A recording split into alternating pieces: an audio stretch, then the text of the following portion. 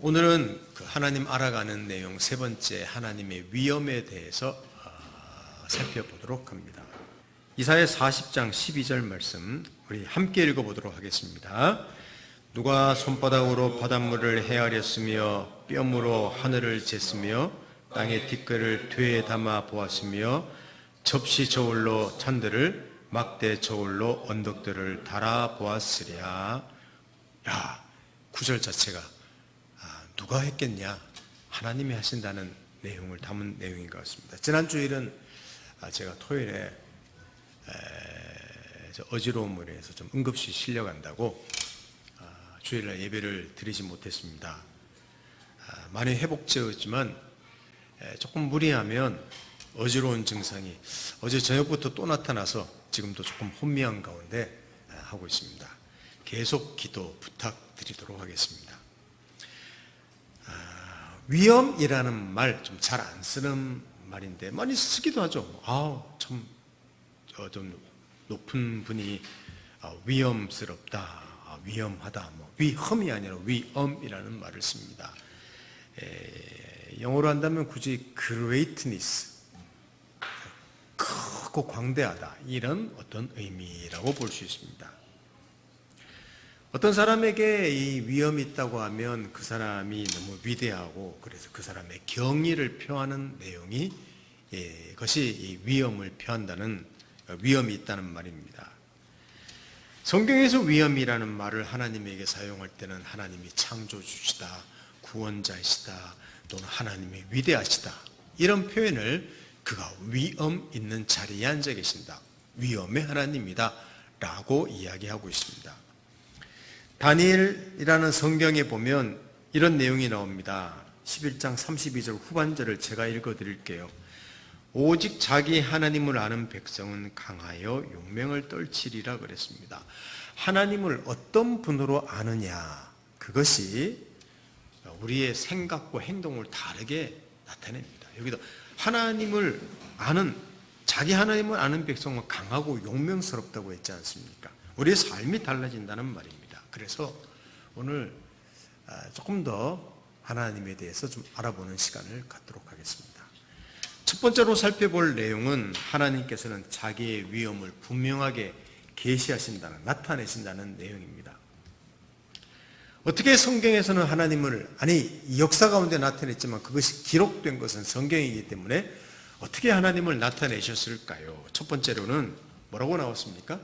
하나님은 창조주라고 나옵니다. 이게 하나님의 위엄입니다. 창세기 1장 1절을 같이 읽어보겠습니다. 시작. 태초에 하나님이 천지를 창조하시니라. 이렇게 성경은 시작합니다. 여러분, 몸의 신비함을 생각해 본 적이 있습니까? 자연의 그 장관 앞에서 말을 잇지 못한 그런 경험이 있습니까? 저는 시골, 좀 오래전 이야기지만 서울에서는, 대도시는 볼 수 없지만 시골에 갔는데 겨울이었습니다. 바깥에 군부를 지펴놓고 고구마 구워 먹는다고 했는데 하늘을, 철원이었어요. 하늘을 보는데 별이 쏟아지는 것 같았습니다. 진짜 제 평생, 지금까지의 생애 중에서 가장 잊지 못하는 몇 가지 중에 한 가지, 철원 하늘, 겨울 하늘에 별이 쏟아지는, 이야, 대단합니다. 너무나 정교하고 질서정연하며 완전한 조화 속에서 움직이는 그 자연의 세밀함을 본 적이 있습니까? 저는 곤충, 동물 나오는 다큐를 보는 걸 좋아하는데 보면요, 너무너무 신비합니다.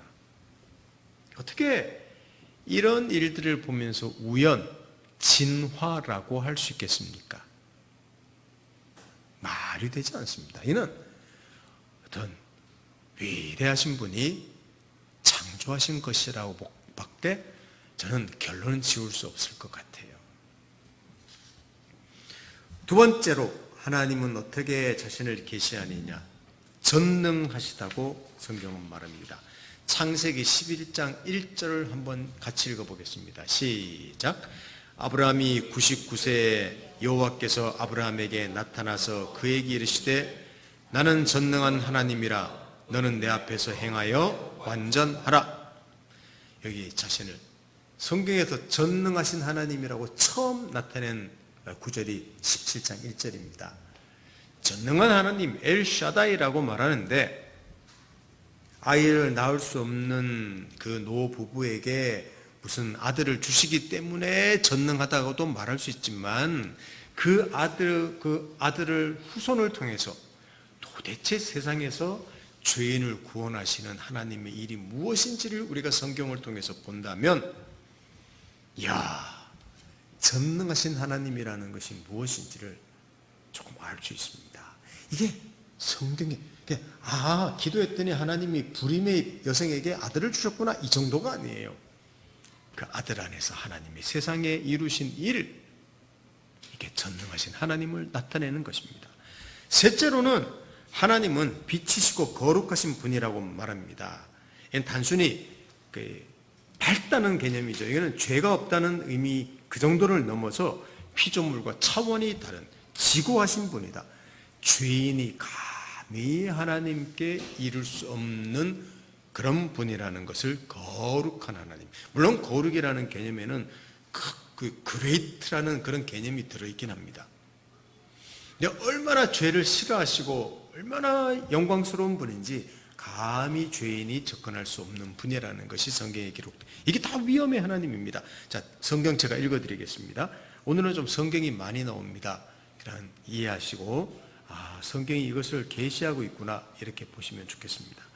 디모데후서 6장 16절 제가 읽어드립니다. 오직 그에게만 죽지 아니함이 있고 가까이 가지 못할 빛에 거하시고 어떤 사람도 보지 못하였고 또 볼 수 없는 이시니 그에게 존귀와 영원한 권능을 돌릴지어다. 아무도 못 가요. 그냥 신이기 때문에 못 간다는 개념이 있지만 우리와 차원이 다르고 죄가 없으시고 너무 크시기 때문에 이 피조물이 그분을 감당할 수가 없다는 내용이 이 거룩하신 하나님이라는 말의 의미입니다. 넷째로는 계시지 않는 곳이 없습니다. 물론 영이시기 때문에 그럴 수 있지만 얼마나 광대하신지 안 계신 곳이 없다고 말합니다. 이게 뭐 이해가 되겠습니까? 우리 머리로. 시편을 한번 보겠습니다. 참 재밌는 표현이라서 우리 같이 읽어볼까요? 시편 139편 7에서 10절을 우리 같이 읽어보도록 하겠습니다. 시작. 내가 주의 영을 떠나 어디로 가며 주의 앞에서 어디로 피하리이까? 내가 하늘에 올라갈지라도 거기 계시며 수월에 내 자리를 내펼지라도 거기 계시니이다. 내가 새벽 날개를 치며 바다 끝에 가서 거주할지라도 거기서도 주의 손이 나를 인도하시며 주의 오른손이 나를 붙드시리이다. 아멘. 이야, 도망갈 수가 없어. 하나님이 어디든 계신다고 말합니다. 그의 지식 또한 다섯 번째 무한합니다. 모든 것을 아십니다. 숨길 수가 없습니다. 그래서 이 넷째, 다섯째가 같은 말이죠. 139편 1절에서 4절도 한번 볼까요? 자, 이것도 같이 읽어보겠습니다. 1절에서 4절 시작. 여호와여, 주께서 나를 살펴보셨으므로 나를 아시나이다.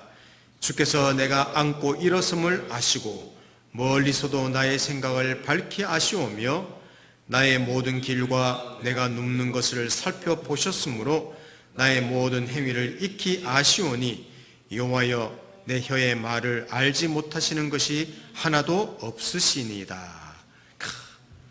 하나님은 안 계신 곳이 없고요, 모르는 것이 없다고 성경은 담대하게 이야기하고 있습니다. 욥이라는 사람 아시죠? 많은 이해할 수 없는 고난을 겪었습니다. 원망과 불평도 많이 했습니다. 네, 마지막에 하나님께서 욥에게 나타나서 하신 그 하나님의 선포를 들어보면요, 깜짝 놀랍니다. 제가 한번 읽어드릴게요. 이게 욥을 한번 이해해 보십시다. 왜 그렇게 하나님을 그렇게 잘 섬겼는데도 너무 어려운 고난을 많이 겪었어요. 그때 하나님께서 마지막에 이런 이야기 하십니다. 38장 1에서 4절을 제가 한번 읽어드리겠습니다. 그때 여호와께서 폭풍우 가운데서 욥에게 말씀하여 이르시되 무지한 말로 생각을 어둡게 하는 자가 누구냐? 너는 대장부처럼 허리를 묶고 내가 네게 묻는 것을 대답할지니라. 내가 땅에 기초를 놓을 때에 네가 어디 있었으며 내가 깨달아 알았거든 말할지어라. 그 뒤로 쭉 나옵니다. 야, 내가 창조할 때 너 어디 있었니? 없었죠. 피조물인데 어떻게 했습니까? 하나님의 그 위엄, 그레이트니스, 무한함에 욥이 나는 이해되지 않습니다 하는 자기 인생의 일부분의 어떤 경험을 어떻게 불평할 수 있겠습니까? 하나님은 그 위엄을 드러내면서 거기에 해답을 주시는 거예요. 네 인생이 크고 뭐 어떤 많은 경험을 했다고 하지만 나의 금을 네가 한번 생각해 보렴. 이것이 하나님의 말씀입니다. 성도 여러분, 우리가 어떻게 하나님을 안다고 말할 수 있겠습니까? 전능하신 하나님, 무슨 위대하신 하나님이라고 고백은 우리가 합니다. 그러나 그 고백하는 내용조차 사실은 잘 모릅니다. 그런 위엄과 광대하신 분이 우리에게 자신을 나타내 보여주셨고 바로 예수 그리스도 안에서 우리를 보여주셨습니다. 이렇게 반복해서 그리고 아들 안에서 아들을 보내면서까지 자신을 계시하심은 어떤 의도가 있는가 하면 우리가 그 하나님을 바로 알고 또 믿음과 하나님을 바로 알므로 믿음과 또 그분을 의지함으로 생명과 풍성함을 충분히 내가 하나님을 안다는 거 아니 하나님은 나에게 보이셨죠. 그 하나님을 알므로 내 삶을 그 하나님으로 인해 생명과 풍성한 삶을 무한히 누리라고 우리에게 보여주신 것입니다. 그런데 두 번째로 생각할 것은 많은 그리스도인에게 이 하나님의 위엄이 없습니다. 이거 좀 유념해서 들어주시면 좋겠습니다. 위엄의 하나님이 없다는 겁니다. 현대인들은 물론 하나님에 대해서 생각하지 않습니다. 하나님 필요성 못 느끼죠. 왜? 워낙 풍족한 세대에 살기 때문이죠. 더 심각한 것은 그리스도인이 이 하나님을 제대로 모른다는 사실입니다. 심하게 왜곡합니다. 그러니까 믿었다고 하는 자들조차도 그 삶이 재미가 없는 거예요. 아니 신앙생활 했는데 재미가 없어요. 그것은 하나님을 왜곡하고 제대로 알지 못하기 때문입니다. 그것을 꼭 기억하시면 좋겠습니다. 과거 경건하게 살았던 하나님 사람들이 있습니다. 네, 우리 그런 하나님을 잘 몰라요. 그들은 위엄의 하나님을 알았습니다. 하나님을 경외함으로 무릎으로 산 사람들도 많습니다. 감격하며 살았습니다. 근데 지금도 그 하나님은 시대는 변했고 많은 것들이 변해도 그 하나님은 변함이 없습니다. 사실 인간의 본질도 변함이 없죠. 그들은 하나님을 의뢰함으로 알므로 너무너무 풍성한 게 하늘의 삶을 이 땅에서 누린 것처럼 살았는데 아니 더 풍족한 세대에 사는 우리는 그런 하나님을 누리지 못해요. 그리스도인도 사실 진배한 비슷합니다. 뭐 진배는 아니죠. 비슷하죠.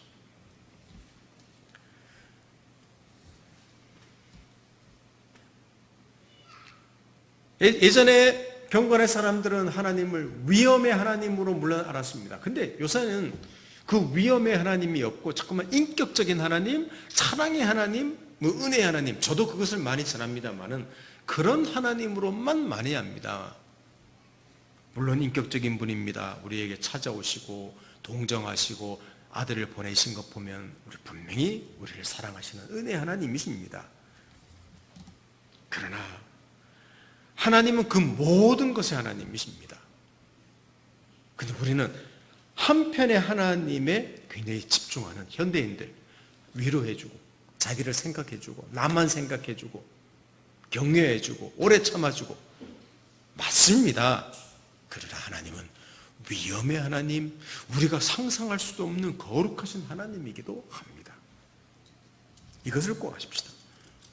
왜 근데 그리스도인들이 하나님에 대한 왜곡된 상을 가지고 있을까요? 여러 가지 이유가 있을 수 있습니다만은 저는 한 가지 말씀드리고 싶습니다. 한두 가지. 하나는 자기의 자란 경험에서 좀 잘못된 경험을 많이 한 것이 하나님에 대해서 잘못된 왜곡된 상을 가지기가 쉽습니다. 제가 예전에 어떤 형제를 도울 때 하나님에 대해서 이야기할 때요, 그렇게 하나님에 대해 부정적인 시각이 있더라고요. 근데 예수님 하면 조금 나은데 하나님 아버지, 하나님의 크시다, 하나님 거룩하시다 그러면요, 그 친구는 눈빛이 변해요. 나중에 그것을 저한테 이야기하더라고요. 알고 봤더니 참 아버지가 어릴 때 엄마가 집을 나가시고 아버지가 술 먹고 엄마를 패니까 어릴 때부터 엄마 없이 할머니 밑에서 자라다가 아버지가 늘 그냥 엄마 때렸던 기억, 술 마신 기억, 아버지의 권위를 잘못 사용한 기억이 너무 깊이 박혀 있어서 하나님에게조차 하나님 아버지 하시는 거예요. 여러분, 하나님의 교회라고 하는 데 가면요, 하나님 어머니랍니다. 아버지가 싫어서 그런 것 같아요. 이게 하나님에 대해서 내가 경험한 것이 하나님에 대해서 잘못된 사항을 가지기 쉽습니다. 그리고 또 하나는 시대 정신입니다. 지금은 절대적인 가치관을 배제하는 시대입니다. 유일한 신, 유일한 진리, 예수에게만 구원이 있다, 이런 걸 싫어하는 시대지 않습니까? 천국과 지옥, 이분론. 그렇기 때문에 하나님에 대해서도 왜곡하기 쉽습니다.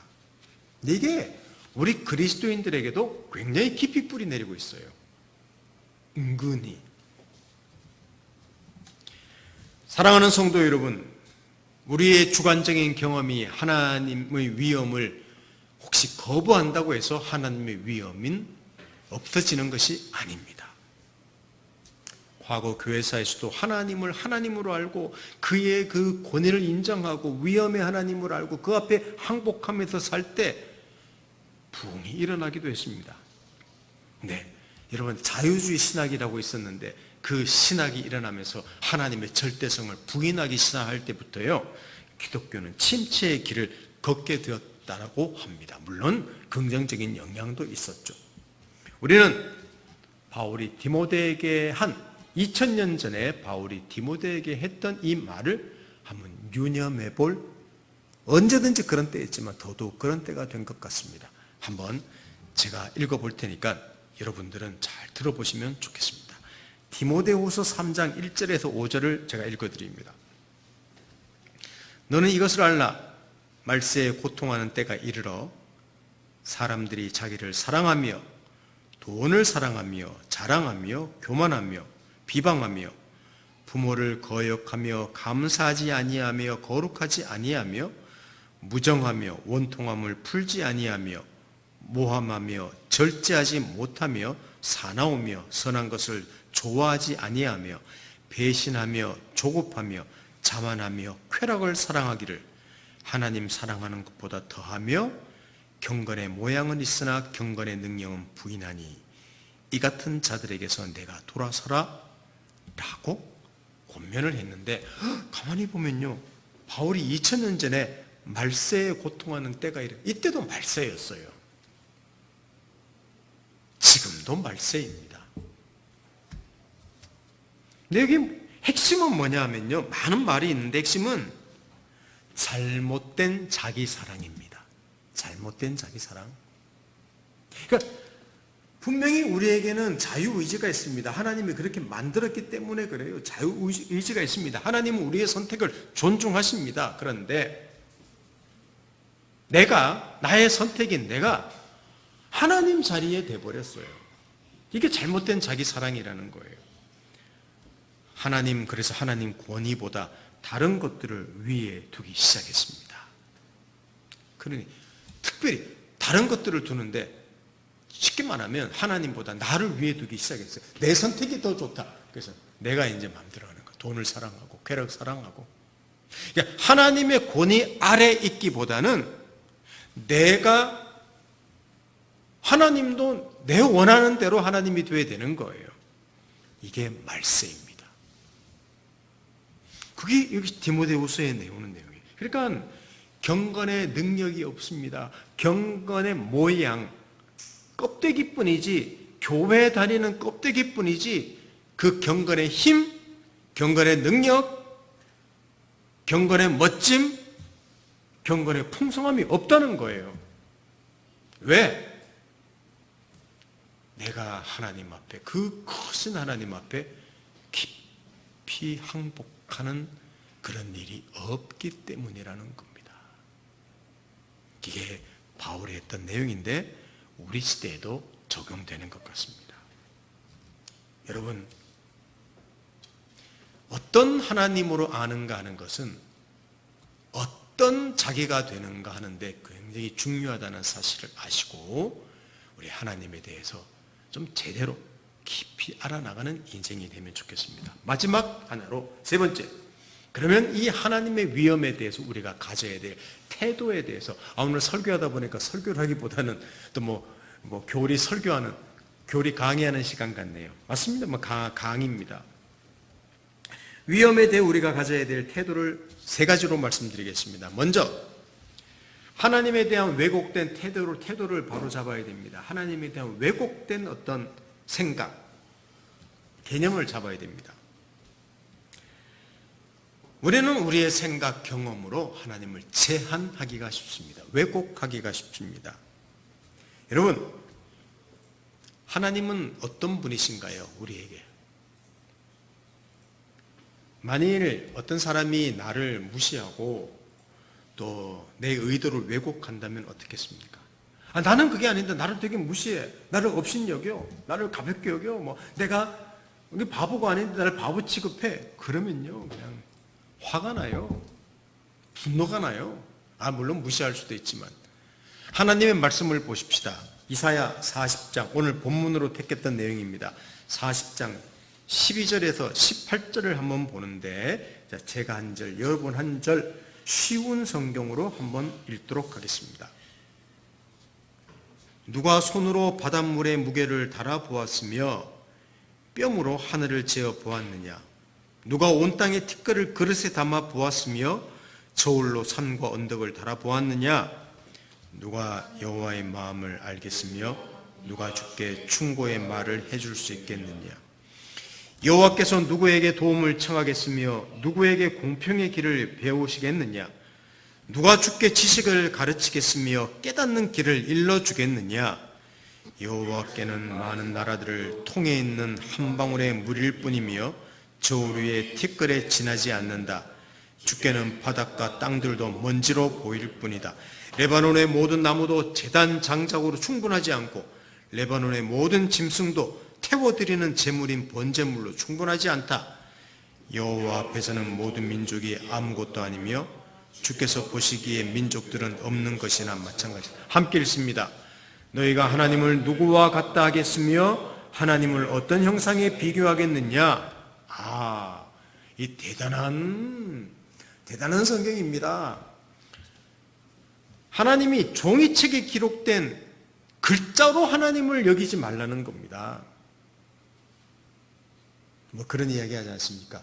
사자가 무서워요. 밀림의 왕자라고 하는데 종이 사자? 안 무서워요. 그림에 그려 있는 사자 안 무서워요. 하나님보다 직장 상사가 더 크지 않습니까? 하나님보다 돈이 더 크고 강력하지 않습니까? 여호와는 나의 목자시니 내가 부족함이 없으리로다. 그게 아니죠.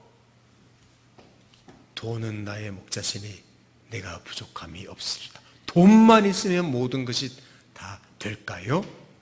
물론 좋은 건 사죠. 모든 것은 아닙니다. 여러분, 금방 읽은 이사야의 내용을 우리는 이 선포를 들을 수 있어야 됩니다. 누가 바닷물을 달아봤느냐? 티끌을 한번, 여러분 이 세상에 있는 티끌 다 달아볼 수 있는 존재 있습니까? 하나님이 하신대요. 내 머리카락 숫자를 다 하신대요. 뭐 나라들 그냥 통에 한 방울 물뿐이래요. 하나님께 제사를 드리는데 레바논에 있는 레바논 나무가 좋은 나무가 백향목이 많습니다. 그 나무 다 가져와도 나한테 부족하다. 그만큼 크고 위험 있는 분이라는 겁니다. 여러분, 우리가 믿는 하나님이 이런 하나님이라고 선포하고 있습니다. 둘째, 그러므로 여러분, 우리 생각을 좀 왜곡된 하나님, 우리가 알고 있는 하나님 생각을 좀 바꾸셔야 됩니다. 두 번째로는 경외하고 두려워하는 마음의 태도가 필요합니다. 현대 그리스도인들이 하나님을 가볍게 여기는 경향이 큽니다. 우리도 좀 그런 경향이 있죠. 아무리 현대를 살아가더라도 하나님은 변함이 없습니다. 위험의 하나님도 변함이 없습니다. 아무리 하나님이 우리를 사랑하시고 인격적으로 대하신다고 하더라도 그 위엄과 위대하심은 변함이 없어요. 아무리 우리와 함께 하신다 친근한 하나님처럼 보일지라도 크고 광대한 분이신 것은 변함이 없어요. 여러분, 이런 분을 하나님으로 알고 하나님으로 여기고 하나님으로 의지할 때 그게 뭐냐 하면 그게 가장 올바른 예배입니다. 주일날 나와서 여기서 찬송하고 무슨 말씀 듣고 뭐 이런 시간들, 그것도 예배이지만 의식적인 예배이지만 진짜 예배는요, 하나님을 하나님으로 여기는 것, 이게 진정한 예배입니다. 그런데 하나님을 하나님으로 여기지 못하고 하나님을 늘 왜곡해, 그럼 바른 예배를 드리지 못하는 거예요. 그래서 사랑하는 성도 여러분, 성경을 묵상하는 시간, 기도하는 시간, 어떤 시간입니까? 성경 묵상해서 뭐 교훈 받아야지, 그 시간이 아니에요. 기도하는 시간, 내 소원을 아뢰는 시간이 아니에요.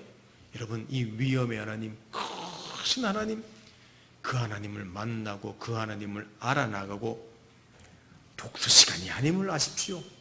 우리 소원을 아뢰는 시간이 아님을 아십시오. 아주 작은 존재가 상상할 수도 없는 그 분 앞에서 상상할 수도 없는 위대함을 덧입는 시간이다.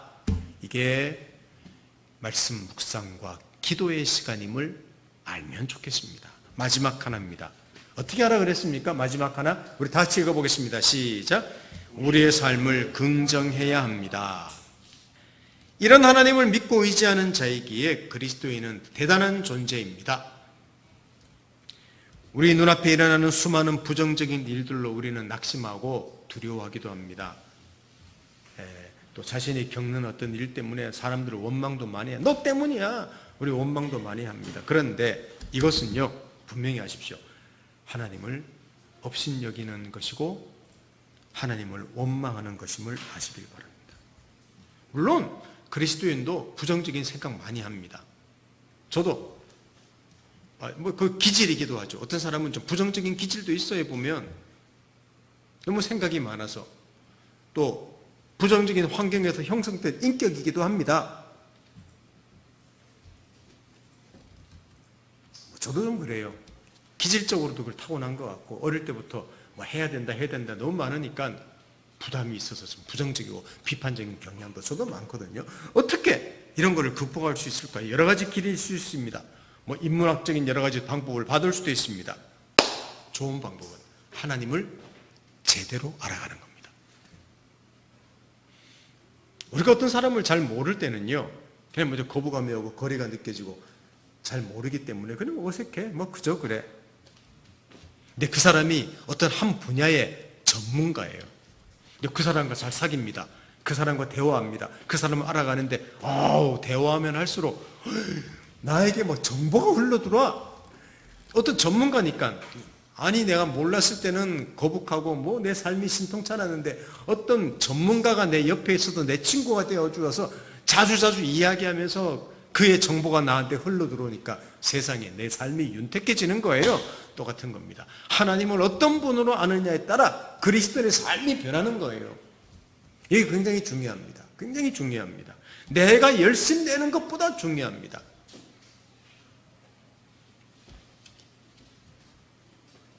하나님이 얼마나 위엄의 하나님인가에 따라 그것을 알아가면서 우리 인생은 커집니다. 이게 우리의 삶을 긍정할 수 있는 우리 그리스도인의 유일하기도 하지만 좀 다르게 표현한다면 뭐 여러 방법을 받을 수 있습니다. 유일이라고도 저는 감히 말할 수 있지만 최고의 방법입니다. 하나님을 제대로 알아가는 것이죠. 그런데 저도 설교 때마다 자주 말씀드리지만 저는 성경을 묵상할 때 내가 해야 될 일을 찾는 이상으로 하나님이 예를 들면 사도행전을 묵상합니다. 바울이 이렇게 전도해서 이렇게 나가서 뭐 지도자를 세우고 떠나서 또 제자를 세우려고 다시 돌아왔구나. 저는 이걸 보는 게 아니라 저는 무엇을 보는가 하면 바울이라는 사람을 통해서 하나님이 이런 일을 하시는구나. 이야, 이런 계획을 가지고 계시는구나. 저는 거기에 초점을 두면서 하나님의 일하심을 좀 많이 배워갑니다. 그래도 부족하죠. 또 알아갑니다. 우리는 너무 복잡한 시대에 살고 있어요. 우리 눈에 들어오는 정보들이 너무 많아요. 우리가 만질 것들이 너무 많아요.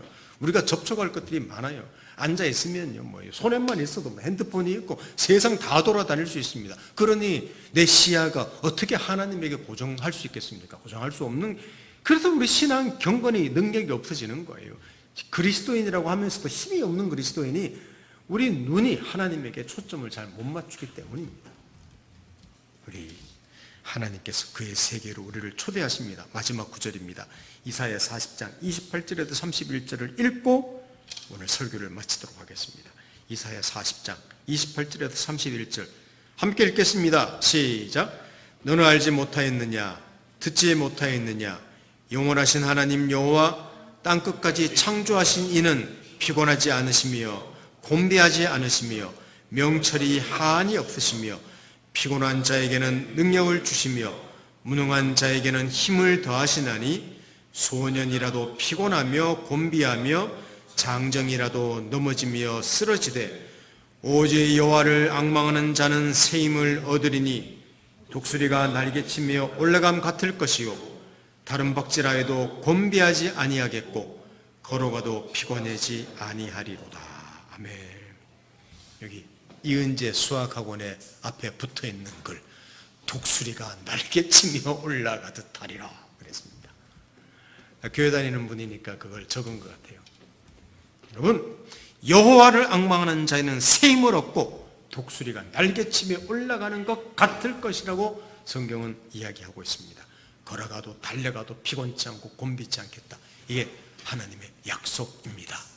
오늘 이 말씀 잘 기억하시고 우리의 삶을 긍정할 이유입니다. 오늘 하나님 위엄에 대해서 살펴보았습니다. 좀 무거운 주제처럼 보이지만 진짜 이 하나님을 조금씩 알아나가서 우리의 삶이 경건의 능력이 강력해지길 원합니다. 기도합니다. 하나님 아버지, 위엄의 하나님을 살펴보았습니다. 잘 내가 즐겨하고 찾는 하나님이 아닐지라도 하나님은 위엄의 하나님으로 보이셨습니다. 크십니다. 창조하셨습니다. 전능하시는 분입니다. 위대하십니다. 거룩하십니다. 안 계신 곳이 없고 모르는 곳이 없습니다. 이 하나님이 우리의 하나님입니다. 내 하나님입니다. 하나님을 알고 누리고 경험하고 누림으로 우리의 인생이 더 깊어지고 넓어지고 풍성해지고 기름질 수 있도록 우리 인생을 축복해 주십시오. 믿지 않는 사람 삶도 풍성하다고 말하는데 우리의 삶 풍성한 인생 진짜 되도록 하나님이 축복하시기를 원합니다. 예수님의 이름으로 기도드립니다. 아멘.